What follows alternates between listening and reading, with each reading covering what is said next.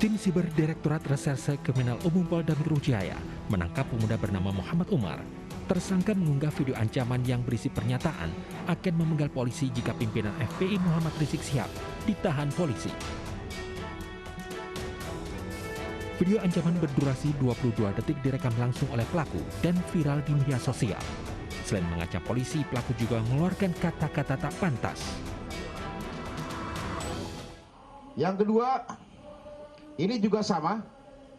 Kemarin teman-teman menanyakan ke saya tentang adanya beredar video. Ya. Video yang berisi ujaran kebencian melalui media elektronik dari seseorang yang memposting dirinya sendiri, kemudian menyebarkan sendiri ke media sosial yang ada. Ini hari Minggu yang lalu, tanggal 13 Desember, TKP-nya, kemudian kita amankan yang bersangkutan. Inisialnya adalah DB alias Muhammad Umar yang disampaikan. Dari hasil pemeriksaan, tersangka mengaku simpatisan Rizik Syihab. Atas perbuatannya, pelaku dijerat pasal 28 ayat 2, junto pasal 45 Undang-Undang Informasi dan Transaksi Elektronik dengan ancaman hukuman 6 tahun penjara. Dari Jakarta, Tim Liputan iNews melaporkan.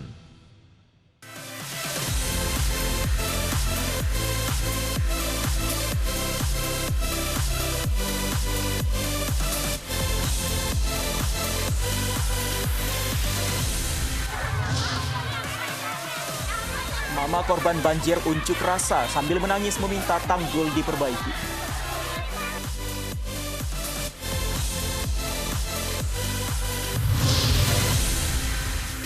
Ketua Umum dan Panglima Laskar FPI menyerahkan diri.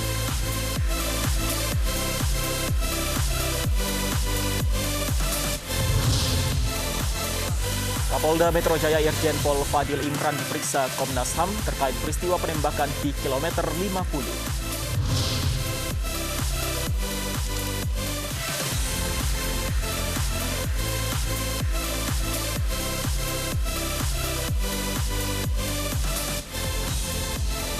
Halo, selamat sore pemirsa, demikian tadi berita pilihan iNews Sore yang akan menemani Anda selama 2 jam bersama saya, Anissa Dasuki. Dan saya Fandi Hasib. Kita awali informasi hari ini dengan informasi Ketua Umum dan Laskar FPI diperiksa Polda Metro Jaya.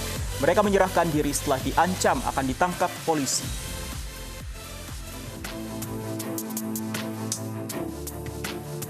Dua tersangka terakhir kasus kerumunan di Petamburan mendatangi Polda Metro Jaya hari ini.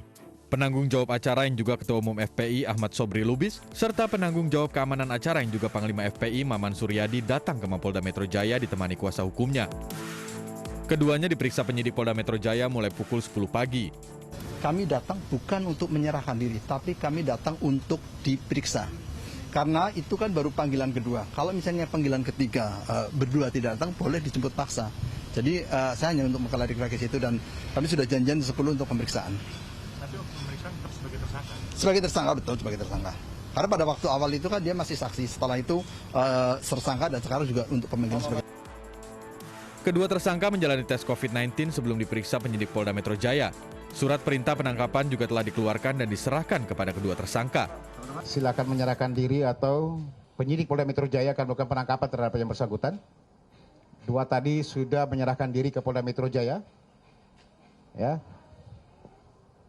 Sudah dilakukan protokol kesehatan sesuai dengan aturan.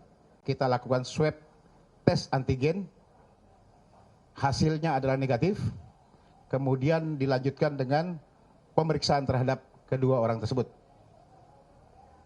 Status tersangka sudah kita keluarkan sprint penangkapan.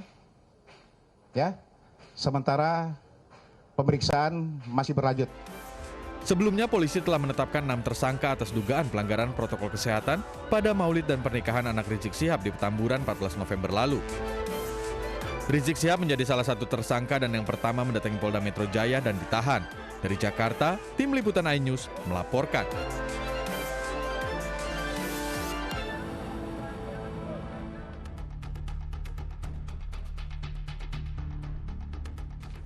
3 dari 5 tersangka kerumunan massa di Petamburan, Jakarta Pusat pada 14 November lalu mendatangi Polda Metro Jaya pada Minggu dini hari.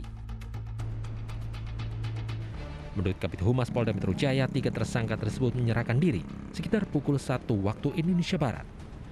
Mereka datang dengan didampingi kuasa hukum. Sebelum diperiksa, ketiga tersangka menjalani tes swab antigen dengan hasil negatif. Setelah diperiksa selama hampir 24 jam, 3 tersangka, Haris Ubaidillah, Idrus, dan Ali Alwi tidak ditahan. Ketiga tersangka disangkakan pasal 93 Undang-Undang Nomor 6 Tahun 2018 tentang kekarantinaan kesehatan dengan ancaman 1 tahun penjara. Sebelumnya Polda Metro Jaya menetapkan 6 tersangka, termasuk Rizik Syihab dalam kerumunan di Petamburan pertengahan November lalu. Selain Rizik Syihab, 5 tersangka lainnya yaitu Haris Ubaidillah, Ali Alwi Alatas, Maman Suryadi, Ahmad Sobri Lubis, dan Idrus. Tim Liputan iNews melaporkan. Dan pemirsa, informasi terbaru terkait kasus kerumunan Petamburan sudah ada rekan kami Luis Ayu langsung dari Polda Metro Jaya. Luis, ada perkembangan terbaru apa terkait pemeriksaan 2 tersangka terakhir yang serahkan diri di Polda Metro Jaya?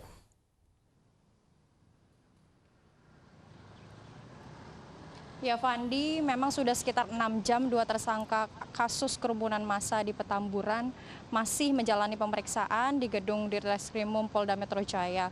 Kedua tersangka ini yakni penanggung jawab bidang keamanan Nanang Suryadi dan penanggung jawab acara Ahmad Sobri Lubis. Sama seperti ketiga tersangka sebelumnya yang sudah diperiksa kemarin, pemeriksaan yang didalami oleh tim penyidik adalah seputaran yang pertama adalah kegiatan Maulid Nabi dan juga kegiatan pernikahan putri dari Rizik Syihab yang sudah ditahan. Dan juga pada saat itu acaranya di Petamburan pada pertengahan November lalu.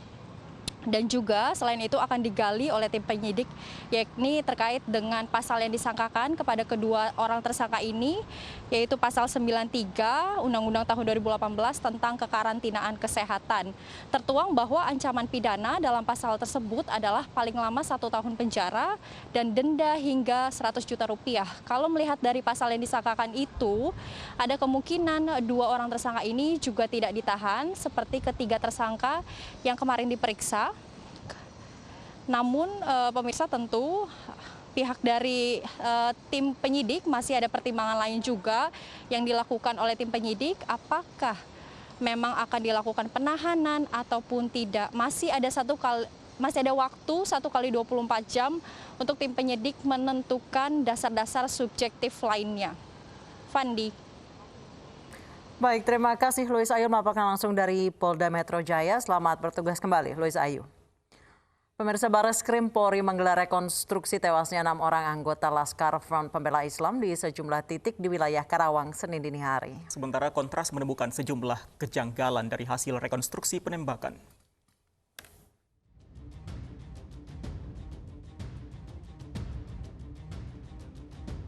Rekonstruksi digelar di 4 titik di wilayah Karawang, antara lain kawasan bundaran Hotel Novotel, Jembatan Badami, Tol Jakarta Cikampek kilometer 50, dan TKP terakhir berlokasi di kilometer 51. Digelar selama 4 jam, pemilihan waktu gelar rekonstruksi disesuaikan dengan waktu kejadian yang terjadi pada 7 Desember lalu. 51 adegan pun diperagakan mulai dari TKP pertama hingga TKP terakhir.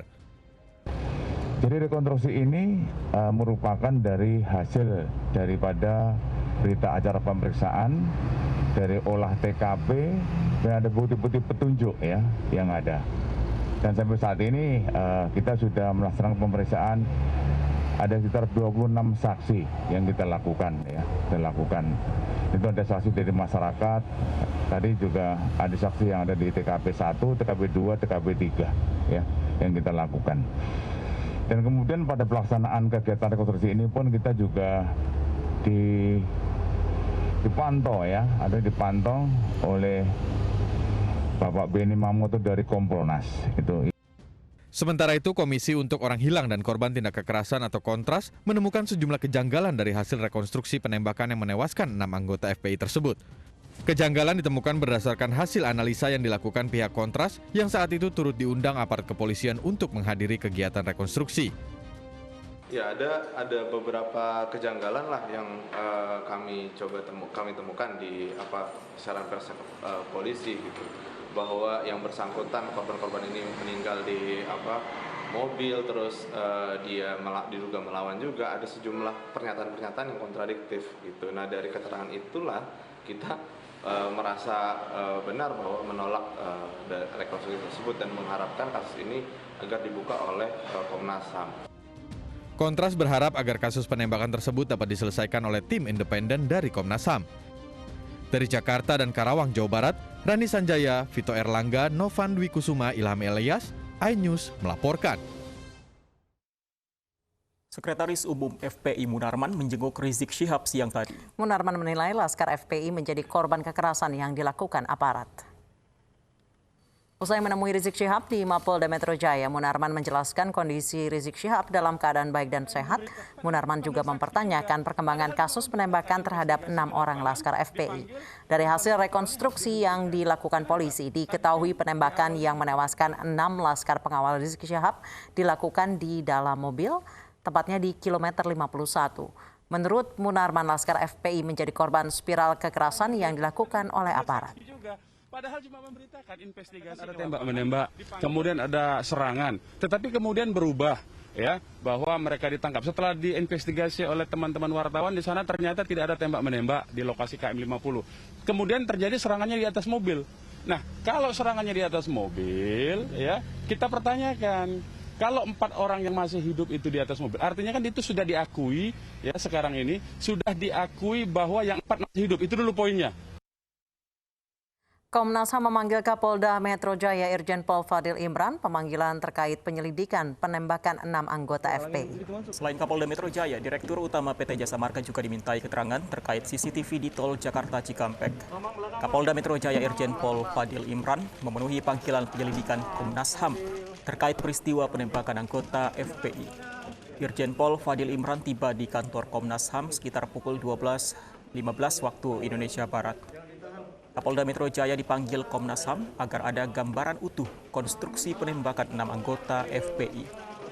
Kapolda Metro Jaya menegaskan akan kooperatif dan transparan untuk mengungkap kasus ini. Metro Jaya, Polri akan sangat-sangat kooperatif ya dan terbuka dalam proses investigasi yang dilakukan oleh Komnas HAM. Ya. Yang pertama. Yang kedua, Polda Metro Jaya akan transparan. Ya. Transparan dan memberikan ruang kepada Komnas HAM agar hasil investigasi ini menjadi akuntabel di mata publik. Kami memiliki kepentingan agar kasus ini terang benderang di mata publik. Kami akan memberikan fakta yang berbasis scientific crime investigation. Kami tidak mau membangun narasi. Ya, kami akan menyajikan fakta. Kami tidak mau membangun narasi. Dan itu akan kami support kepada Komnas HAM. Dan saya taat hukum. Hari ini saya dipanggil, saya datang dan saya datang sendiri. Tidak pakai diantar banyak-banyak orang. Selain memanggil Kapolda Metro Jaya, Komnas HAM juga memanggil Direktur Utama Jasa Marga, Subakti Syukur, untuk mengklarifikasi terkait CCTV di Tol Jakarta Cikampek kilometer 50 yang menjadi lokasi adu tembak antara polisi dan Laskar FPI. Menurut Komisioner Komnas HAM, Dirut Jasa Marga memberi informasi eksklusif sehingga Komnas HAM memiliki bukti-bukti yang cukup. Sementara menurut Jasa Marga, dari 277 CCTV sepanjang Tol Jakarta Cikampek, ada 23 CCTV yang bermasalah dalam pengiriman data yang terletak dari kilometer 49 hingga kilometer 72. Nah, kemudian berapa jam kemudian, sekitar 24 jam itu udah berfungsi lagi. Artinya memang rekamannya ada ya Pak ya? Kalau di luar yang 23 itu ya sekian jam itu dari jam 4.50 atau jam 5-an sampai jam 4 besoknya, itu di 23 titik itu ya nggak ngirim data dia, nggak ada rekaman. Tapi di lain-lainnya ada. Kan itu artinya dalam beberapa jam itu nggak ada rekamannya berarti? Ya, yang untuk 23 CCTV yang di 49 ke 72, tapi yang lain-lainnya di gerbang. Jangan salah, di sepanjang jalur itu kan ada lajur, ada gerbang-gerbang. Hanya yang di lajurnya saja, tapi yang di gerbang-gerbangnya ada. Kebanjiran selama sebulan, emak-emak berdemo ke kantor bupati. Informasi selengkapnya akan kami hadirkan usai jeda berikut, tetap di iNews Sore.